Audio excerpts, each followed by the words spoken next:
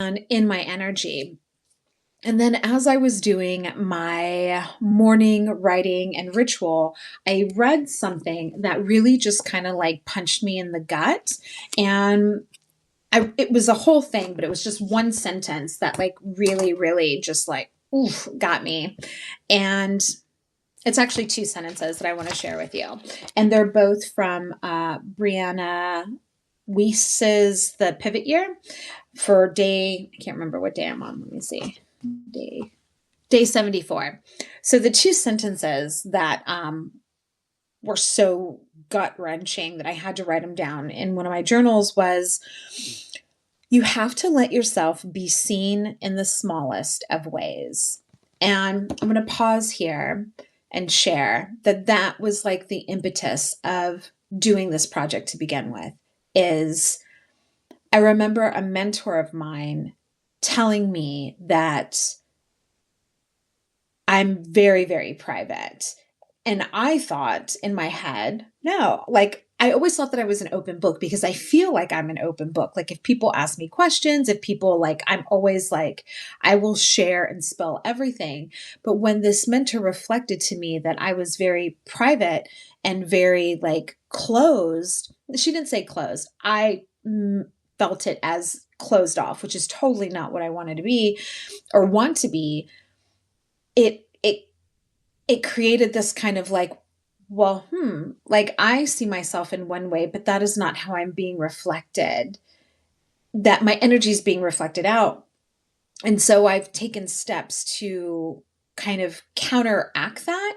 But this was the big one, right? Like, and that's all part of what I'm actively working on throughout all my life is being vulnerable in public. Like that is the mission statement and the desire and the spellcast for what this whole experiment 100 days of like just sharing with you what's off the top of my head, the ins and outs of my creative life, is that I really just want to practice being vulnerable in public, but also like this whole idea of you have to let yourself be seen in the smallest of ways.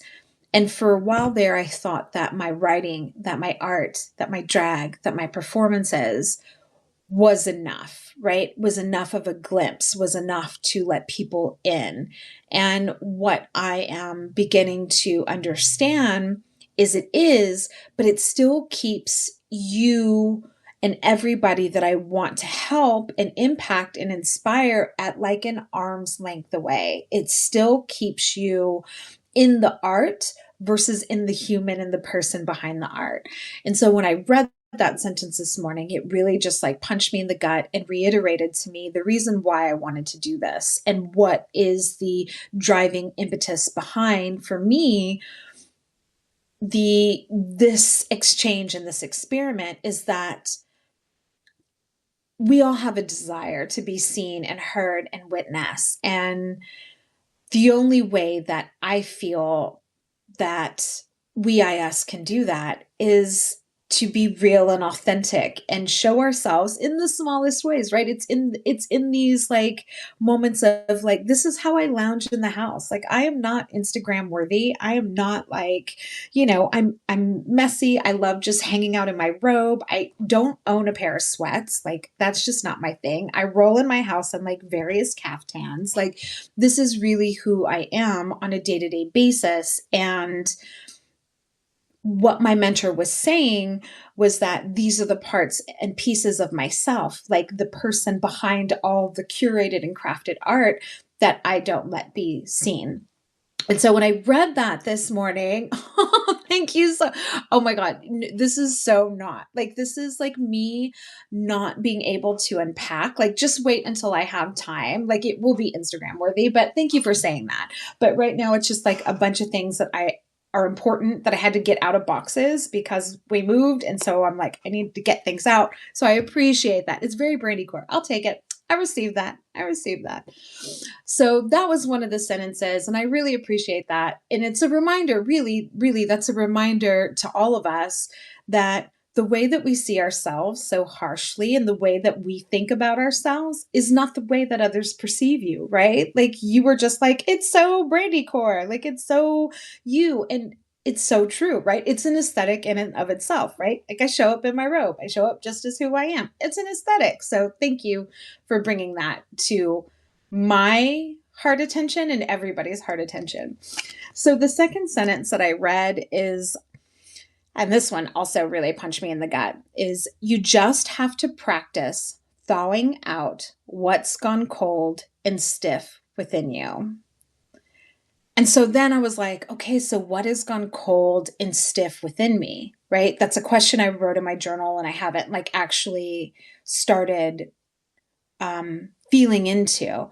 But like, what has gone cold? What is frozen in me that needs to thaw out? And that's just such a, I feel like a beautiful question for all of us, right? Especially as we're moving from winter into spring. Like, what are the things that we need to thaw out inside of us? And one of the things that I immediately felt was tied around this whole idea of showing up and being seen in the smallest of ways.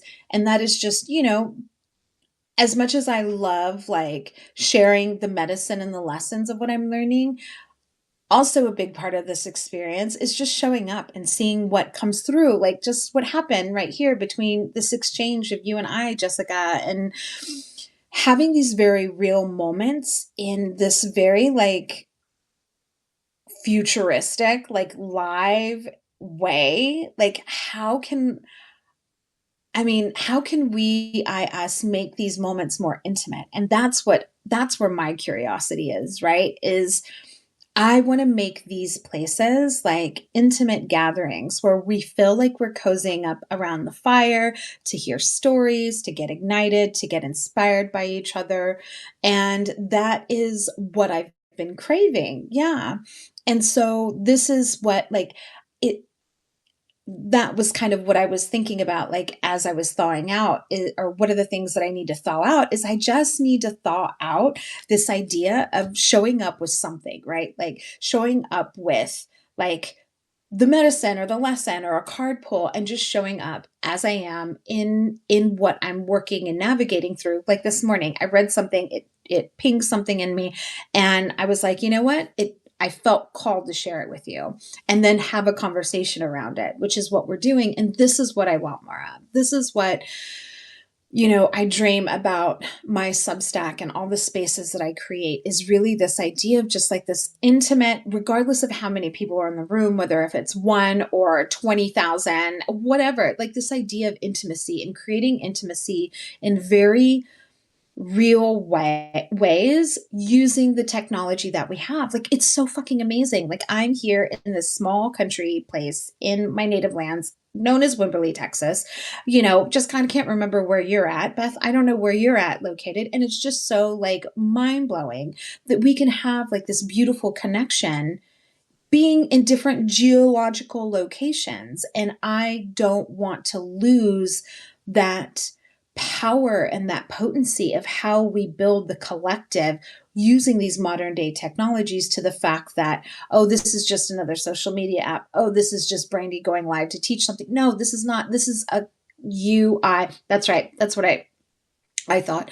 This is a UI we us thing having, yeah, exactly. Having that powerful connection of community that we build together. And all these things were swirling in my head today as this moment and this day marks a couple of different things. It is my mother-in-law's birthday, but it's also the 3-year anniversary of my wife's strokes. And there's like a profound charge to this time. And it's like imbued with the stories of the past and the history and the overcoming of things that my wife and I have been through, what I've been through as she's navigated her journey, what she's gone through on her own as an individual sovereign being. And then like fused with the energies of the seasons, like, getting ready to go from winter to spring, and then this new future of what I'm trying to hold and capture in these moments of like this intimacy of creative, like, collective bonding, of wild dreaming in a time when it feels really hard to dream because there's so much watho going on in the world that has a direct effect on me and other marginalized beings. And all of this like chargedness in the day and trying to express in a way that makes sense to myself and to the world as to like what part I want to play in it. And really the more that I sit and I not necessarily think, but like feel into it, like this is the part I want to play in it. Like this right here, the community, the collective, the intimacy, the the showing up and being seen in small ways, in ways that are real and authentic and raw and wholly me. And then you coming in and showing up in ways that are authentically real and raw and wholly you, and just like think of the sacredness that that kind of container and moment in time can create. And then from that space, like we can really create and do anything. And so that's is a lot. Like there was a lot just kind of layered upon what I was kind of feeling into this morning. It all felt, yeah, yeah. And it all felt like a piece and part of it, right? Like we all need a space if we're going to do the work that we want to do, that we want to create, that we want to like gift to the world. We need a place to like recharge ourselves and to just feel like it's a space to breathe and just be. And this feels like this space for me. And I'm just so grateful for y'all too. And Substack feels like that space for me. And so I just want to say thank y'all so much for being a part of this journey. I mean, it's day 17. I can't believe that. And I mean, there's still like 80 plus, what is it? Like 73? I don't know. I'm bad at math on the spot. Like my mind just starts going like, oh my God, I'm going to fuck it up. So there's a lot of days to come of this.